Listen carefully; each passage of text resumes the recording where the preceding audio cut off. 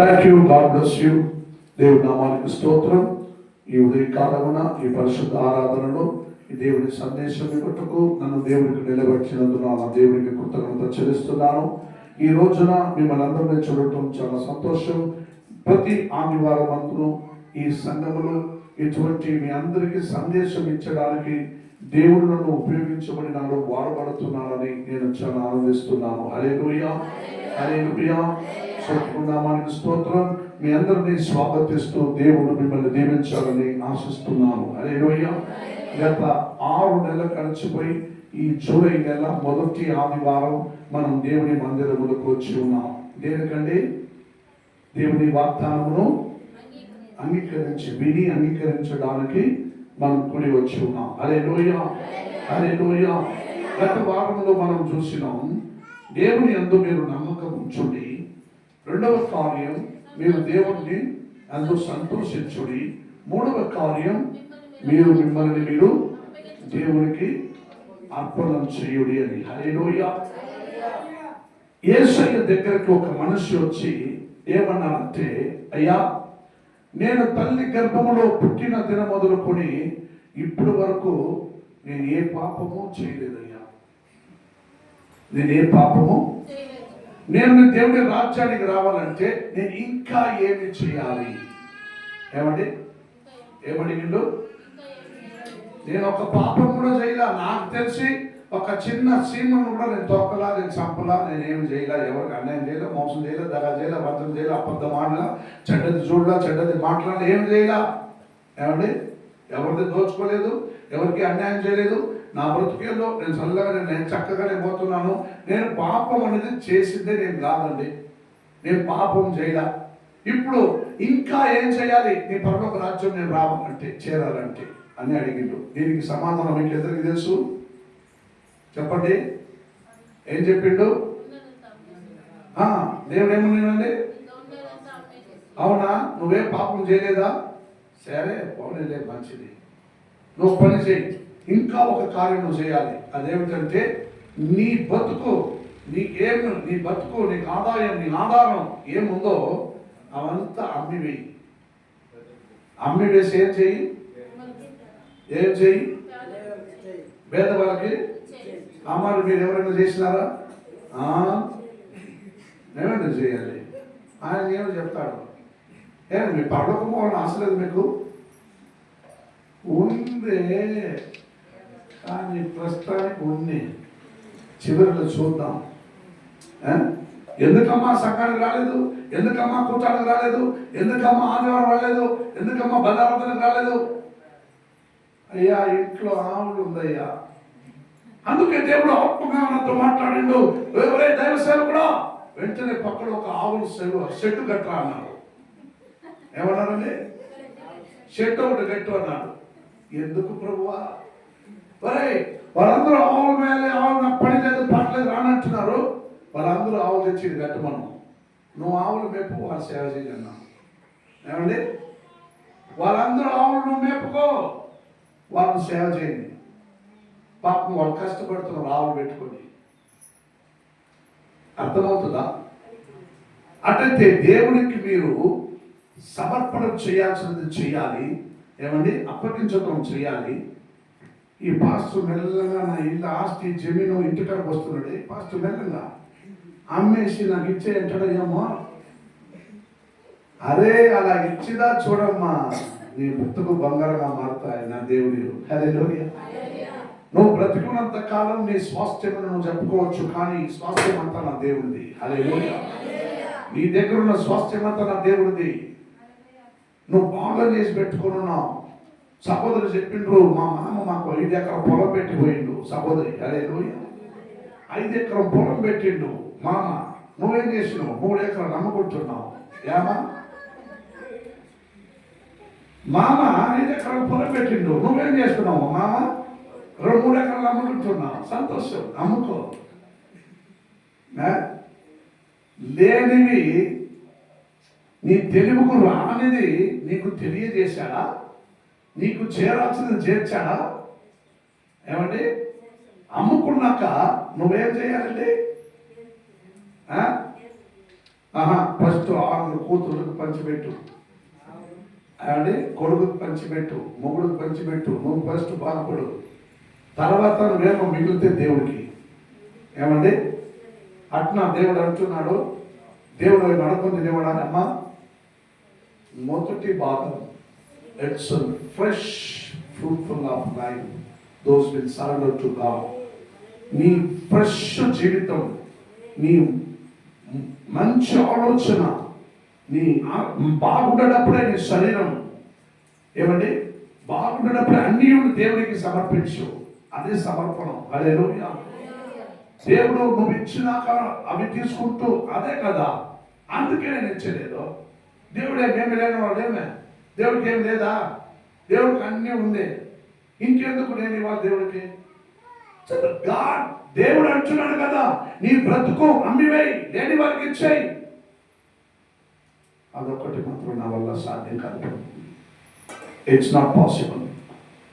I don't want to నీ సహవాసం, నీకు నా సహవాసం, నీ సహవాసం నాకొద్దు, నీ పరలోక రాజ్యం నాకొద్దు.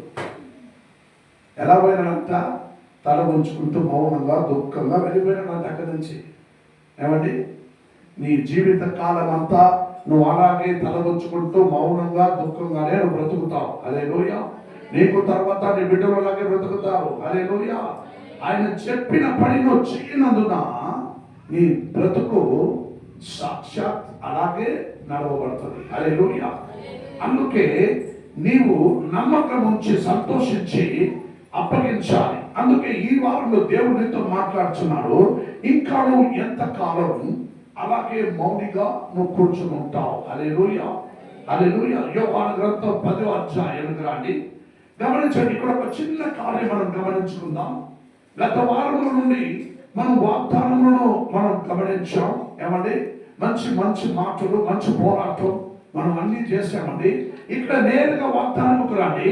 యోహాను గ్రంథం 10వ అధ్యాయం 24వ వాక్యం చదవండి.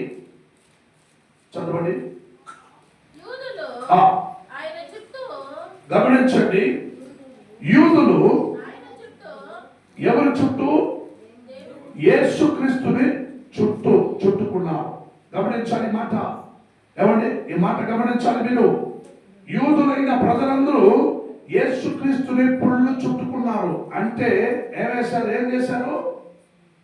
చేశారంటే చుట్టుకున్నారు. అంటే దాని అర్థం ఏమిటండి? గుంపు కూడి ఉన్నారు. చుట్టుకున్నారంటే దాని అర్థం ఏమిటి? చంపేసేయడానికి ప్లాన్ చేశారని అర్థం. హల్లెలూయా. యూదులందరూ ఏం చేశారండి?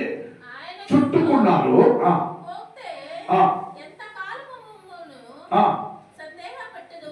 గమనించండి. యూదులందరూ యేసుక్రీస్తుని, అంటే మనుషులు యేసుక్రీస్తుని చూసి ఈ మాట అడుగుతున్నారు. ఏమని? ఇంకెంతకాలం మమ్మను మాలో ఇటువంటి సందేహం నువ్వు పెట్టదు స్వామి. హల్లెలూయా. ఏమంటున్నారండి? నువ్వు ఇంకెంతకాలం మాలో సందేహం పెట్టదు.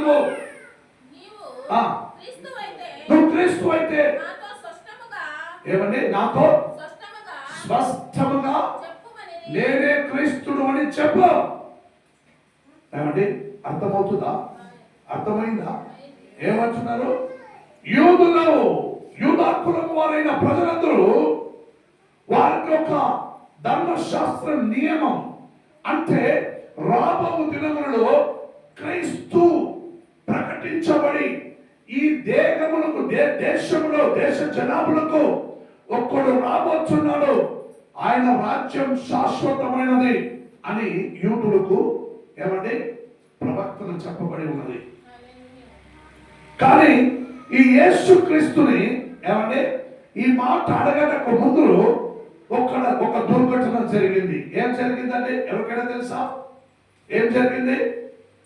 యూదులందరూ చుట్టుకొని యేసుక్రీస్తుని, నువ్వే క్రీస్తువా, నాకు చక్కటిగా ఏమండి మేము సందేహంలో ఉన్నాం, మా సందేహం తీర్చులాగా నేనే క్రీస్తుడు అని నీవు చెప్పమని ఏమన్నానంటే, స్పష్టముగా చెప్పు మాకు, నువ్వు క్రీస్తుడువా, స్పష్టముగా చెప్పు మాకు ఏమంటే అంతకన్నా మునుపు యోహాన్ స్నానకుడు ఏమంటే యోహాన్ స్నానకుడి తల ఏమంటే తల తీసివేయబడింది.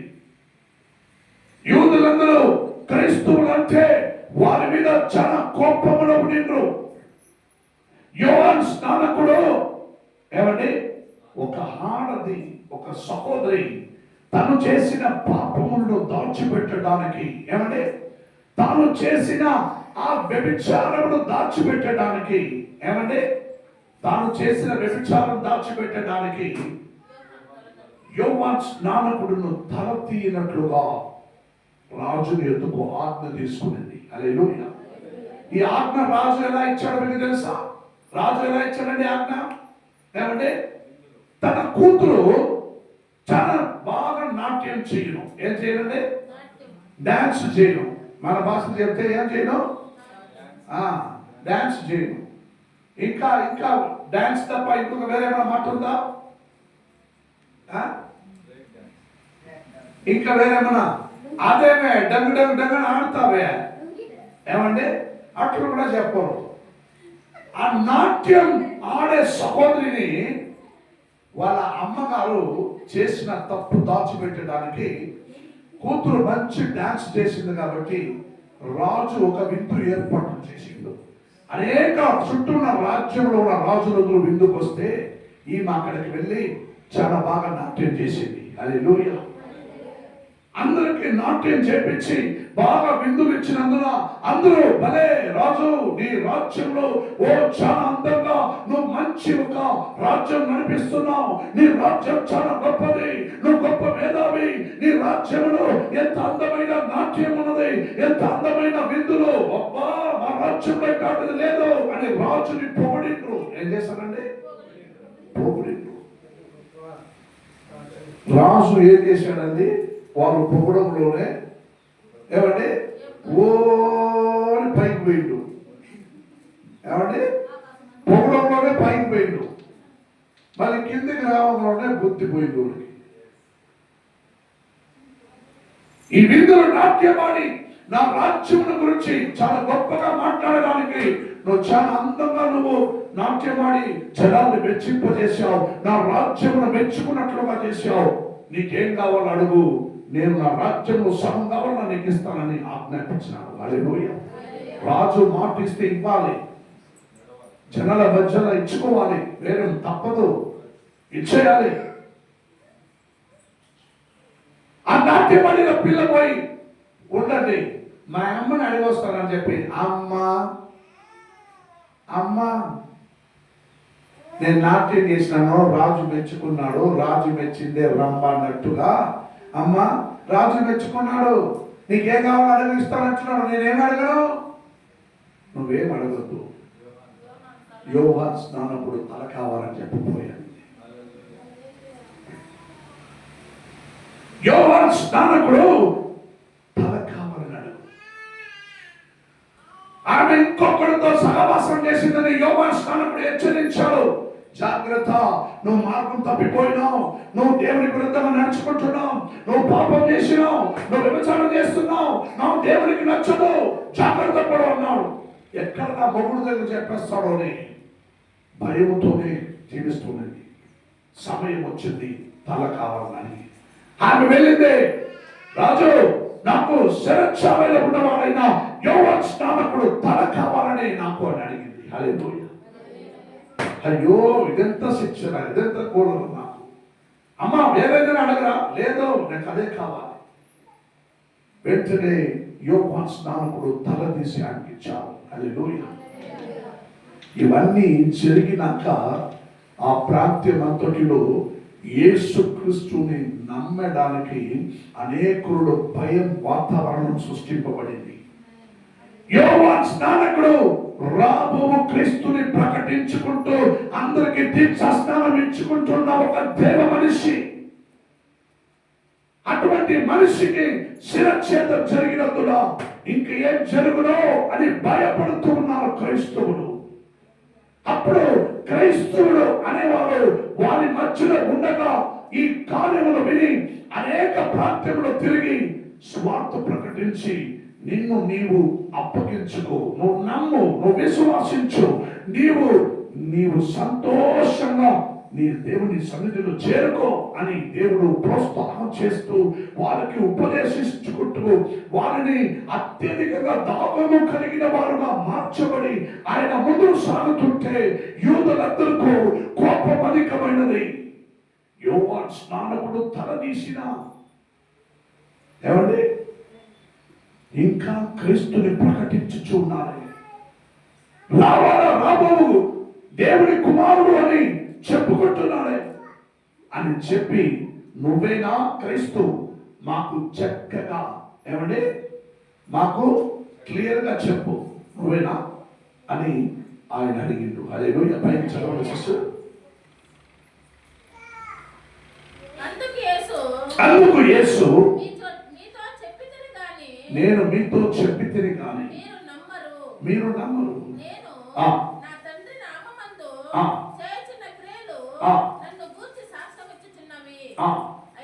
అయితే మీరు నా గొర్రెలలో ఆమేన్. హల్లెలూయా, హల్లెలూయా. గమనించండి, వాళ్ళందరూ చుట్టుకుంటూ ఇంకా ఎంతకాలం మాకు ఇటువంటి సందేహం స్వామి అని అడిగే వారి తరపున ఉన్న ప్రజలమే మనము కూడా. హల్లెలూయా. ఇంకా ఎంత కాలమో నేను ఆరాధన చేయాలి, ఇంకా ఎంత కాలమో నేను ప్రభువుని నమ్ముకోవాలి, ఇంకా ఎంత కాలం నేను చర్చిపోవాలి, ఇంకా ఎంత కాలమో నేనేదో వెళ్ళుకుంటూ అధిక చేసుకుంటూ నేను ముక్కుపడి చేసుకుంటూ ఏదో ఒక 101 రూపాయలు చేస్తే ఈయనకి టెంకాయ కొట్టకల్లా, ఈయనకి ఏమి చేయకల్లా, అయినా ఏమండి గుండు కొట్టక్కర్లా, టెంకాయ కొట్టక్కర్లా, ఏమి లేదు ఈయనకి. అంటే ఏం కావాలన్నా మొరబెట్టాలి ఏసైకి. ఏమండి ఒకవేళ బైబిల్లో నువ్వు నా కొరకు గుండు కొట్టు మొరబెట్టుకొని అంటే ఏమండి చేసింటారు, అందరూ చేసింటారు, వాళ్ళు గుండు కొట్టి అలవాటే. హల్లెలూయా.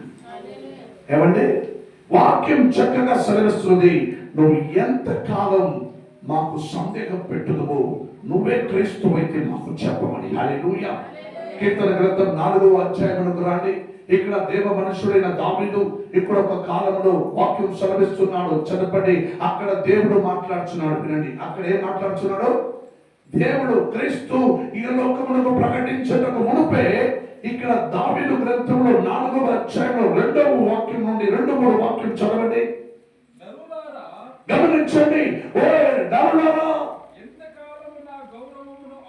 ఎంత కాలము నా గౌరవమును మీరు అవమానపరచుదురు,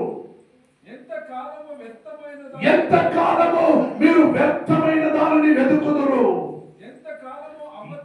ఎంత కాలము మీరు అబద్ధమైన దానిని వెతుకుదురు. హల్లెలూయా. గమనించండి, ఈ వాగ్దానం సందేశం నీకు జాగ్రత్త పరచుచున్నది. నువ్వు ఎంత కాలం నా దేవాది దేవుని గౌరవమును అగౌరవంగా మార్చుదు. హల్లెలూయా. నేనెప్పుడు మార్చానండి? నేను కరెక్ట్ గా ఉదయం లేకుండా చర్చికి రెడీ వచ్చేస్తున్నాను కదా, నువ్వు నేరుగా చర్చికి వచ్చేస్తే గౌరవం చేసినట్లా ఏందమ్మా? ఇంకేం చేయాలి? తల మీద బట్టలేసుకొని కూర్చున్నాను కదా, నువ్వు నేరుగా తల మీద బట్టలేసుకుని చర్చలో కూర్చుంటే దేవుడికి గౌరవం పరచినట్టునా? ఏమండి ఇంకేమి? కానికటంలో కానికిస్తున్నాను కదా, నువ్వు దేవుడికి కానికలు ఇస్తే దేవుడిని గౌరవపరచినట్టునా? ఏమండి చక్కగా జాగ్రత్తగా వినండి. ఇంకెంత కాలం మిమ్మల్ని మీరే మోసపరుచుకుంటున్నారు? ఇంకెంత కాలం మిమ్మల్ని మీరు అవమానపరుచుకుంటున్నారు? మీరు దేవుణ్ణి అగౌరవపరిస్తే మిమ్మల్ని మీరే అగౌరవపరుచుకున్నట్టు. హల్లెలూయా.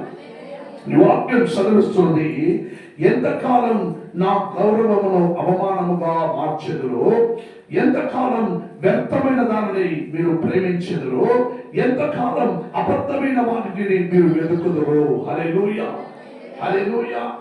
అందుకు 94వ కీర్తనలో ఒక మాట చదవండి. 94వ కీర్తన 13వ వాక్యం, Psalm chapter 94 verses 30. గమనించండి, ఈ మాట చాలా జాగ్రత్తగా వినండి. ఆయన చదువుతున్నాడు, భక్తిహీనులకు ఏమండి గుంట తవ్వబడే వరకు నీతిమంతుల కష్ట దినములను పోగొట్టి వారికి నెమ్మది కలుగజేయుదు. ఆమేన్, హల్లెలూయా. ఈ మాట చాలా జాగ్రత్తగా మీరు ఆలోచన చేయాలండి. భక్తిహీనులకు ఏమండి, భక్తిహీనుల కోసం గుంత ఎందుకు దొడతారండి? ఏమండి, గుంత ఎందుకు దొడతారు?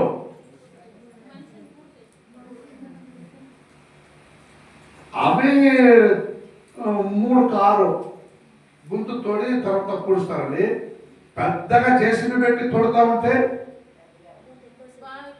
మీరు మనిషిని పూడ్చేది చెప్పేది మనిషి చచ్చినాక. ఏమండి, అర్థమవుతుందా? వాడు చేసేదంతా చేసి చచ్చిపోయినాక ఏమండి అని ఏడ్చుకుంటూ నువ్వు బ్యాండ్ కొట్టుకుని డంగనక డంగనక డంగనక ఆడుకుంటూ తీసుకుని పూడ్చేదిరా 3 కారు అది వేరే. ఇవి చేసుకుని పెట్టి పెద్ద గుంతు తోడుతున్నదే దాని లెక్కలేంటో అర్థం కదా. మొత్తం ఒకేసారి నువ్వు బ్రతుకుండానే లోపల తోయడానికి. ఏమైనా అర్థమైందా? వాక్యం నే కాదు, వాక్యం చదివిస్తున్నది భక్తిహీనులకు. ఏమంటే భక్తిహీనులకు గుంట తవ్వబడు వరకు. గమనించండి, పెద్ద గుంతుతోని భక్తిహీనులందరినీ లోపల తోయే వరకు నీతిమంతులకి కష్ట దినములు పోగొట్టి వారికి నెమ్మది. ఆమేన్, హల్లెలూయా. ఎంత అందమైన మాట ఇక్కడ రాయబడి ఉందండి. ధర్మశాస్త్రమందులో నువ్వు వెతికి వెతికి వెతికి చదివి చూడు, నీకు తెలియని రహస్యము నీ జ్ఞానానికి ఇప్పుడు దాకా మీ తల్లి గర్భంలో పుట్టిన దిన మొదలుకొని ఇప్పుడు వరకు నీకు తెలియని సంగతి తెలియచేయడం ఈ ధర్మశాస్త్రం ఒక్కటేనండి. ఈ బైబిల్ మాత్రమే. మా తాతకు తెలుసు, నాకు తెలియదు. మా అమ్మమ్మకు తెలుసు, నాకు తెలియదు. మా ముత్తాతకు తెలుసు, నాకు తెలియదు. మా తాతకు తెలుసని మా నాయన చెప్పిండు, మా నాయన చెప్పినాక నాకు తెలిసింది. ఏమంటే అలా నువ్వు చెప్పుకొని రావచ్చు. కానీ ఇక్కడ వాక్యం చదివిస్తున్నది భక్తిహీనులకు గుంతతోయే వరకు నీతిమంతులకు. ఏమంటే నీతిమంతులకు కష్ట దినములు పోగొట్టి వారికి నెమ్మది. ఆమేన్, హల్లెలూయా, హల్లెలూయా. గమనించండి, ఒక దినమున మోసే ఎలియా దేవుని ఎద్దుకు కొండ మీద వచ్చి ప్రకాశింపబడి వారు నిలిచి మాట్లాడారని ధర్మశాస్త్రం రాయబడింది. లూకా సువార్త గ్రంథం, లూకా సువార్త 9వ అధ్యాయంకి రండి. 9వ అధ్యాయంకి రండి. అక్కడ మీరు 28 నుండి 40-41 దాకా మీరు చదువుకున్నారు అనుకోండి. అక్కడ మీరు ఒక కార్యము చూడవచ్చు. ఇక్కడ మనకు సమయం లేదు, గమనించండి. లూకా సువార్త 9వ అధ్యాయం ఏమండి 25 నుండి 42 దాకా మీరు చదువుకుంటే నేను చెప్పే సంగతిని మీరు తెలుసుకోవచ్చు. హల్లెలూయా. అక్కడ ఏం చెప్పబడి ఉందంటే ఏమండి, కొండ మీద యేసుక్రీస్తు ఒకనాడు ఏం చేశాడంటే తనకు సమయం దగ్గరలో వచ్చిందని ఆయన ఏకాంతంగా ప్రార్థన చేయాలని ఆయన కొండ మీదకి వెళ్ళాడండి. యేసుక్రీస్తు ఎక్కడికి వెళ్ళాడు? కొండ మీద ఎక్కి ప్రార్థన చేయాలని వెళ్ళాడు. తోడు ఎవరిని తీసుకెళ్ళాడు? శిష్యుడైన యోహానా, శిష్యుడైన పేతురుడు, శిష్యుడైన యాకోబును తీసుకుంటూ ఆయన ఏకాంతంగా ప్రార్థన చేయాలని కొండకి పోయిండు. హల్లెలూయా. కిందుంటే నువ్వు ఉన్నావు కదా. ఏమండి, కిందుంటే నువ్వు ఉడుస్తావా? నన్ను డిస్టర్బ్ చేస్తున్నావు.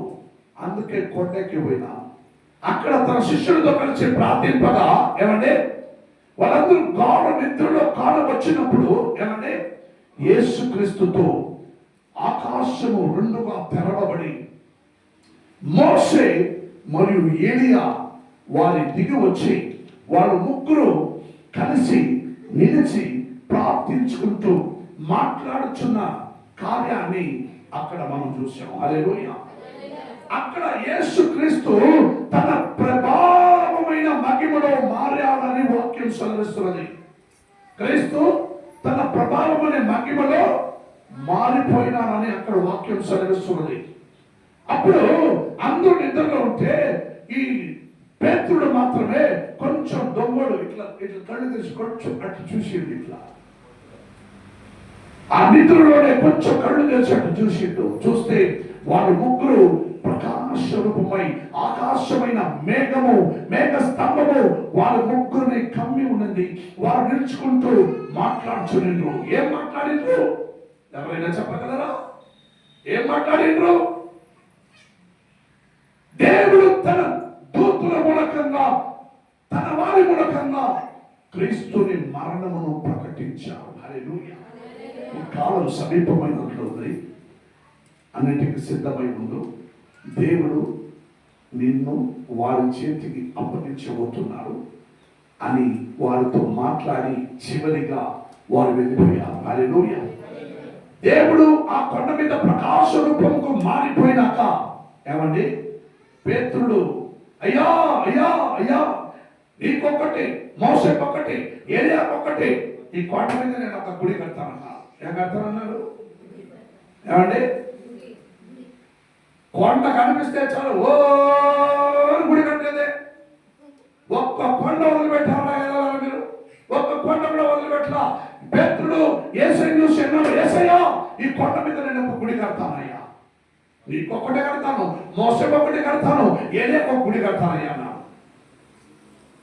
పైకి వాక్యం, అందులో ఒక వాక్యం మీరు చదివితే 28-9 వాక్యం చదవాలి. అక్కడ ఆకాశంలో నుండి ఏమండి ఒక స్వరము వచ్చినది. ఆకాశంలో ఒక స్వరము.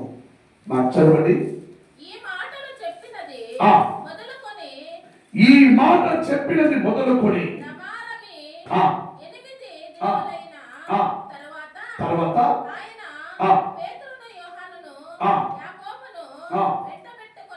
రైట్ ಇಲ್ಲ ಅಲ್ಲಿ ಮೇಲೆ ಇನ್ನು ಮೇಲೆ ಹೋಗಿ ಸಿಸ್ಟರ್.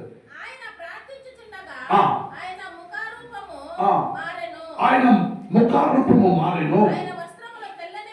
ఆయన వస్త్రమును తెల్లనివి దగదగ దగది మెరిసెను.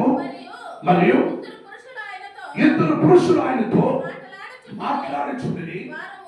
వారు మోషే మరి ఏలియా అనువారు. వారు మహిమతో ఆగబడి ఆయన యెరూషలేములో నెరవేర్చుబోవు. ఏమి గురించి? యెరూషలేములో నెరవేరుబోవు నిర్గమమును గురించి ఏం మాట్లాడుచున్నది గమనించాలి. అప్పుడు యెరూషలేములో ఏం నెరవేరబోయింది? ఏం నెరవేరింది? ఆయన మరణం. ఎలా, ఎటువంటి మరణం మరణిస్తే ఈనాటికి ఈ దేశం నా యేసుక్రీస్తుని వెంబడను అనే ఒక ముందు ఆలోచన నా దేవునిలో ఉండింది. హల్లెలూయా. అందుకే ఆ కొండ మీద మోషే ఏలియా అనేవారు దిగి వచ్చారని ఉంది. హల్లెలూయా. ఏలియా ఏమంటే దేవుని ఒక రథము, ఒక అగ్ని వలె రథము వచ్చి ఏలియాని అలాగే తీసుకెళ్ళిందని దేవుని వాక్యం సెలవిస్తున్నది. కానీ మోషే ఏమంటే మోషే మంచి వయస్సు వచ్చినంత వరకు 120 సంవత్సరాల దాకా జీవించి ముసలిమైపోయి మరణించాడు. శవ సంస్కారం చేయబడింది, గుర్తులో తోసి పెట్టారు. ఇప్పుడు మోసే ఇక్కడ ఎక్కడొచ్చిండు? ఏమండి క్రీస్తు ఏమండి క్రీస్తు ఏమండి ప్రకటించటకు మునుపే ఆయన లేవనెత్తబడినాడు. ఆయనతో పాటు అక్కడ ఏలియా, మోషే, యేసుక్రీస్తు యెరూషలేములో జరగబోవు కొన్ని ఘటనల గురించి వివరించి మాట్లాడిరి అని ఉంది. హల్లెలూయా, హల్లెలూయా, హల్లెలూయా. ఏది అసాల్టుగా జరగలేదు, ముందు ఆలోచన లేక జరగలేదు, ప్లాన్ లేక జరగలేదు. దేవుని సర్వ సంకల్పము వలె ఇవన్నీ నెరవేర్చబడినది. అందుకే యేసు తన దేవుని సంకల్పము చొప్పున ఈ భూమిలో ఆయన రారాజుగా దిగి వచ్చారు. హల్లెలూయా. అందుకే ఈ మాట ఎంత అందంగా ప్రెజెంట్ కొండ మీద వాళ్ళు వచ్చుండగా ఈయన అక్కడ ఇంకొక మాట అంటుంది, వాళ్ళు కొండ మీద నీకు గుడి కడతాను స్వామి, యేసు స్వామి నేను కొండ మీద ఒక గుడి కడతాను అంటే ఇది బుద్ధిని గారు చెప్పింది. దేవుని మహిమ ఆ మేఘం వాళ్ళని కూడా కమ్మింది. హల్లెలూయా. వెంటనే అందులో నుండి ఒక స్వరం వచ్చింది. ఏమని వచ్చింది? ఈయననే నేను ఏర్పరచుకున్న నా కుమారుడు. హల్లెలూయా. ఈయనని నేను ఏర్పరచుకున్న నా కుమారుడు అని ఒక స్వరం వాళ్ళు వినిరు. హల్లెలూయా. అట్లయితే అలా ఈ మాట ఎందుకన్నారంటే, ఈ మాట చెప్పిన వెంటనే ఇగో అక్కడ యేసుక్రీస్తు ఇవన్నీ కార్యాలు జరిగినాక కొండ మీద నుండి కిందికి దిగి వచ్చుచున్నాడు. మహిమలతో మార్చి అక్కడ అన్ని కార్యాలు జరిగినాక కొండ మీద నుండి కిందికి దిగబోనే ఒక జన సమూహం వాళ్ళ దగ్గరకు వచ్చింది. అప్పుడు ఒక మేధావి యేసయ్య దగ్గరకు వచ్చి, యేసయ్యా నా మనిషికి ఈ దయ్యం పట్టింది, పోలేక కూర్చోనున్నారు. హల్లెలూయా. దయ్యం పెట్టిందా? శిష్యులందరూ ఏం చేస్తున్నారు? వారి వల్ల కాలేదయ్యా, మీ శిష్యుల దగ్గర చదువుకున్నాను, ఈ దయ్యమును వెళ్ళగొట్టండి, ఈ దయ్యమును వెళ్ళగొట్టండి అడిగినాను, మీ శిష్యుల చేతులు కాలేదయ్యా, నువ్వైనా ఏదైనా చెయ్యయ్యా. అక్కడ యేసయ్య ఒక మాట అడుగుతున్నాడు, నేనెంత కాలం అందుకు యేసు విశ్వాసము లేని మూర్ఖతరము వారలారా, విశ్వాసము లేని నమ్మకము లేని మూర్ఖతనములారా, నేనెంతకాలం మీతో కూడా ఉండి గమనించండి. It's God speak with in your heart today. దేవుడు నీలో మాట్లాడుచున్నాడు. ఈరోజు నా సంగమా, ఈరోజు దేవుడు నీతో మాట్లాడుచున్నాడు. ఇంకెంతకాలం మూర్ఖ సంతానము తరములారా, మూర్ఖులారా అని చెప్పరా, మూర్ఖ సంతానములారా అని చెప్పరా, మూర్ఖ తరము వారులారా. ఈ మాటకు అర్థం ఏమంటుంది? మూర్ఖుడా అంటే అది వేరే, మూర్ఖ తరము సంతానం అంటే అది వేరే. ఇది మూర్ఖతనము వారులారా అంటే కాలానికి మీ అబ్బ మీ తాత కాలం నుండి మూర్ఖుడుగా బతికేది అలవాటు అయిపోయింది. మూర్ఖుడుగా బతికేది అలవాటు అయిపోయింది. అందుకే విశ్వాసం లేని మూర్ఖుతనములారా, చదవండి, చెప్పండి, నేనెంత కాలం మీతో కూడా ఉండి గమనించండి. ఎందుకంటే పైకి దేవుడు తన కుమారుడు ఎందుకు మాట్లాడిన మాట అదే. యెరూషలేములో నెరవేర్చుము కాలమును అక్కడ వాళ్ళు డిస్కస్ చేశారు. హల్లెలూయా. గత వారంలో మనం చూసినట్టుగా నీవు చేయవలసినది నీవు ఫస్ట్ చేయము. హల్లెలూయా. యు ఫస్ట్ ఫుల్ఫిల్ ఏమండి, యు ఫస్ట్ ఫుల్ఫిల్ యువర్ చెప్పండి నీ కార్యము.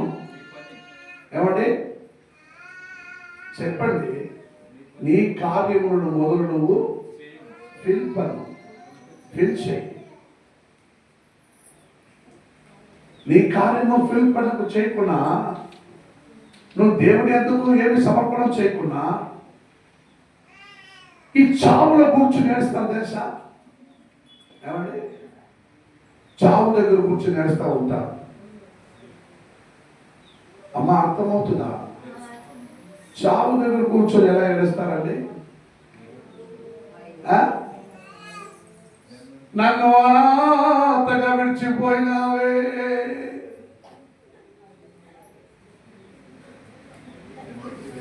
నీ ఆరాధన అలా ఉంది నా దేవుని మందిరంలో.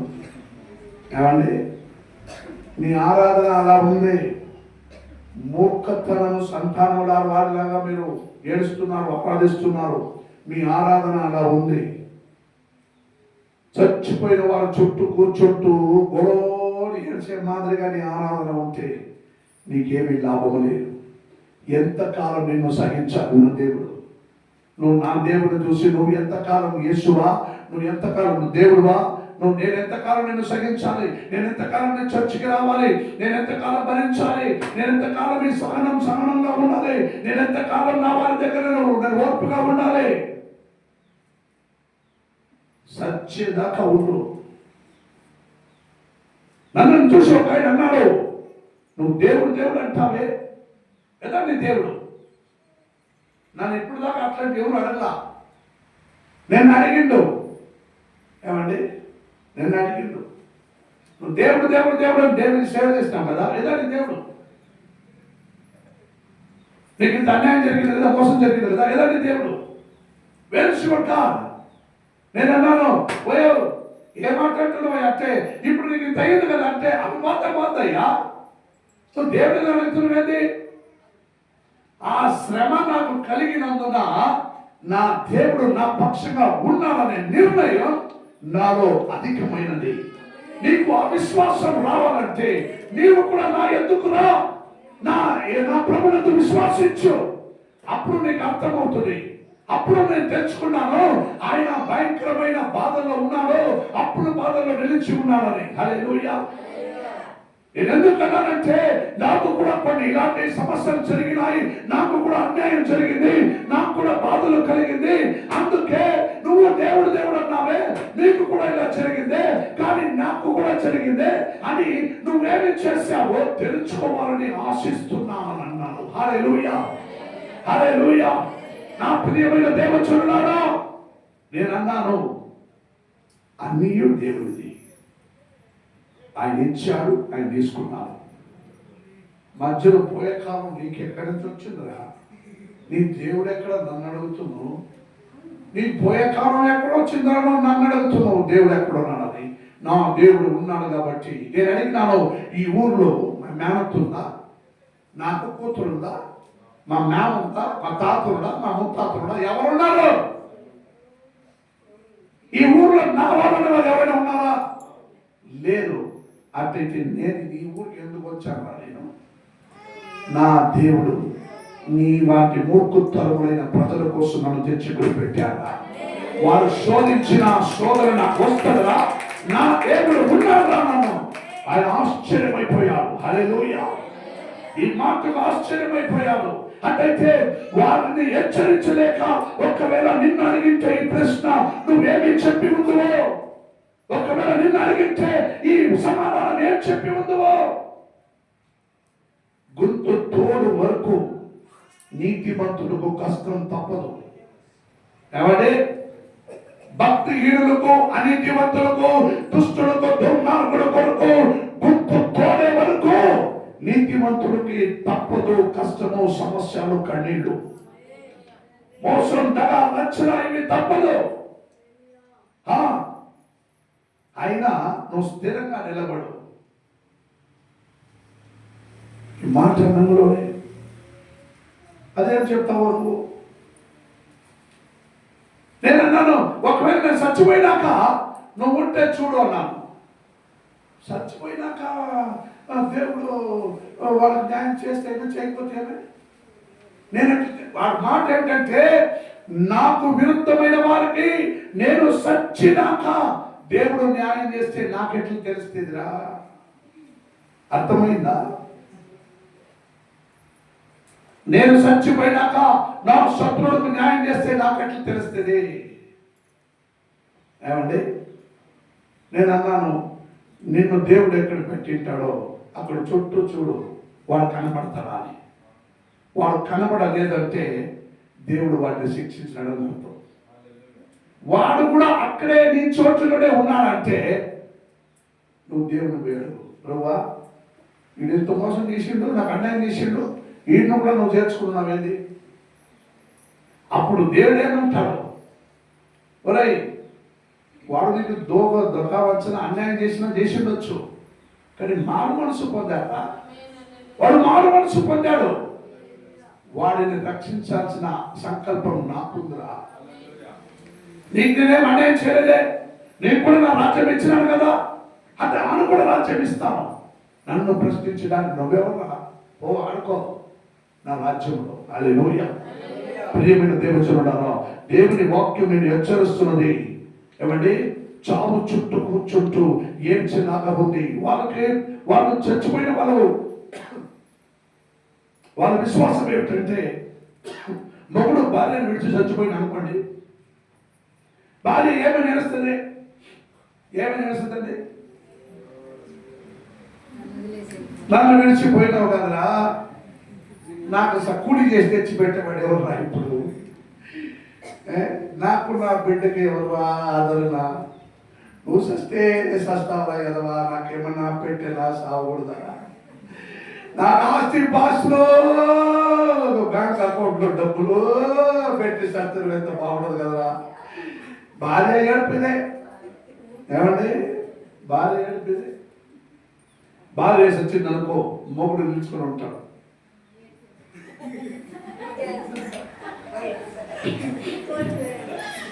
ఆయన బొలాడి ఏడడు.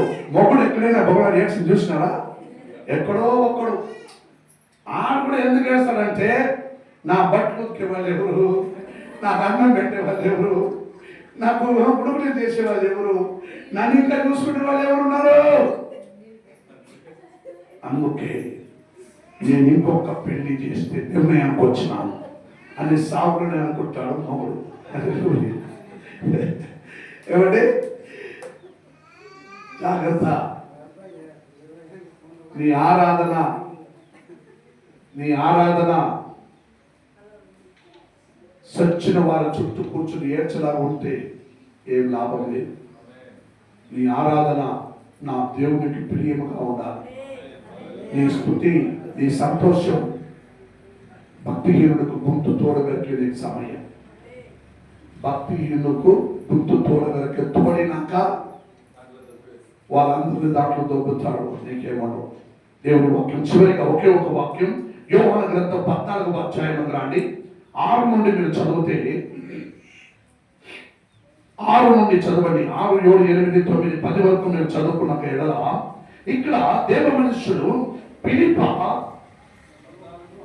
అన్నవాడు 14:6లో దేవుడు అంటున్నాడు, ఒరే నేనే మార్గమురా, ఒరే నేనే సత్యమురా, ఒరే నేనే జీవమురా అన్నాడు. హల్లెలూయా.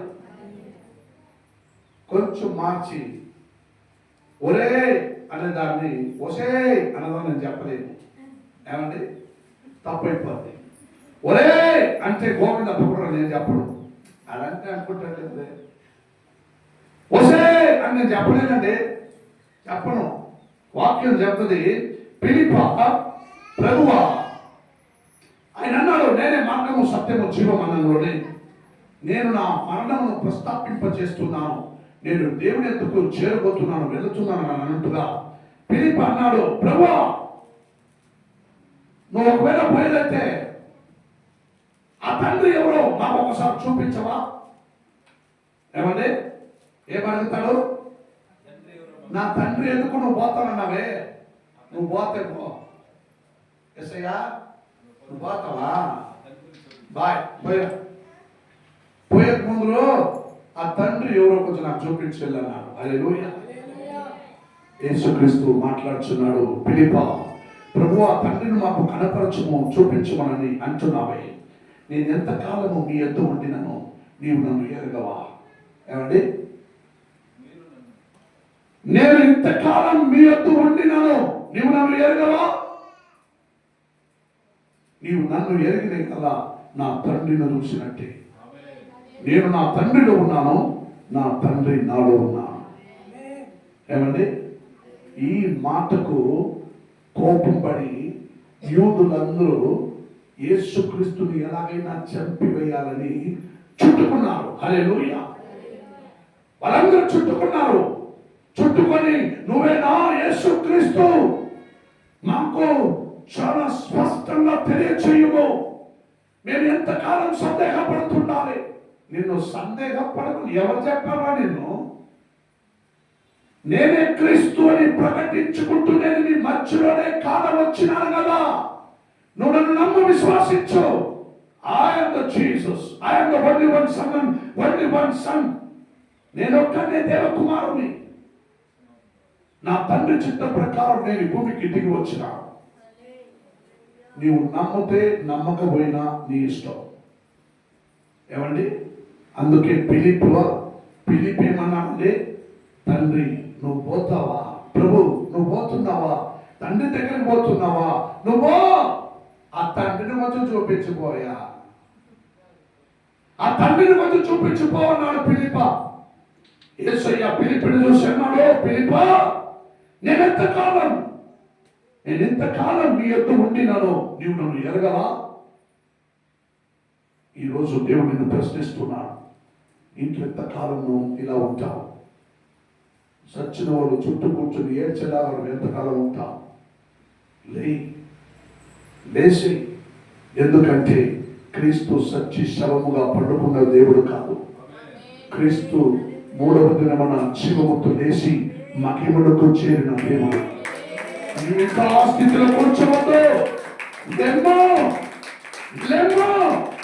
దేవుడు నీ జీవితమును పరిపూర్ణంగా మార్చును గాక. నీ విశ్వాసము దేవుడు దీవించును గాక. నీ జయ ప్రయాసం దేవుడు దీవించును గాక.